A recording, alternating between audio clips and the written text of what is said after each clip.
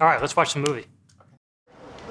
Being dyslexic is fascinating, actually, when I think about it. I mean, I would look at an IQ test at school and I would get nothing right, nothing. There were certain things I had to be really careful of. I mean, like, I went into the balloon and, there are a lot of levers. I mean, I would have to, make sure there were big signs saying, do not pull this lever because it separates the balloon from the capsule. Right, have I given that long enough? 10 seconds? Number 4. Being dyslexic feels like it's played a large role in who you are.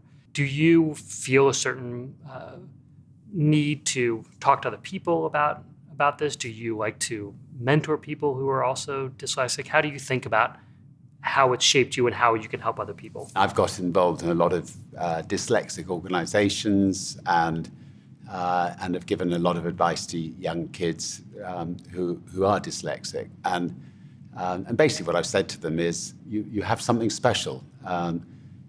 You'll find some difficulties in some areas, but you'll excel in other areas. And follow your dreams, follow your hobbies, follow whatever you're good at, and delegate the rest. And I think my dyslexia has taught me to be a really good delegator and find great people. And actually, interestingly, we didn't mention it in the film, but looking back at the film, dyslexia might have saved my life. I mean, there was one moment in the film I was trying to pluck up the courage to parachute into the sea. And I think if I hadn't been dyslexic, I would have jumped. And if I had parachuted into the North Sea at 6 o'clock at night, the chances of me surviving would have been very, very unlikely. But because of my dyslexia, because I'd pulled the wrong ripcord in training, I was very concerned about actually parachuting and suddenly realized, I could use the balloon as the parachute. He has great faith in other people. If he believes in someone, and he believed in Per, he has great faith in them. Misplaced, in my view.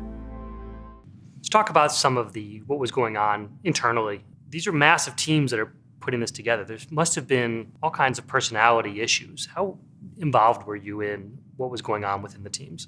I tried to stay out of all that because, Per and I needed to keep our relationship intact. And I had people who could sort of deal with, some of the difficulties that were going on behind the scenes. That resulted in, Per and I think actually, although very different personalities, I think somehow we bonded very well, throughout the many challenges that we did together. Were you keeping up with what was going on? Were you getting daily reports? Were you going to the factory? How involved were you in the process leading up to the launches? Not involved in too much of the detail. I appointed, I think, good people to sort of look at the detail. But because this was so experimental, nobody had ever done it before. We were effectively acting as test pilots. It couldn't be tested on the ground, so the only way of testing it was in the air. And any mistakes that were made on the ground by the technical crew, we had to deal with. And I'm afraid that there were some pretty fundamental technical faults that were made.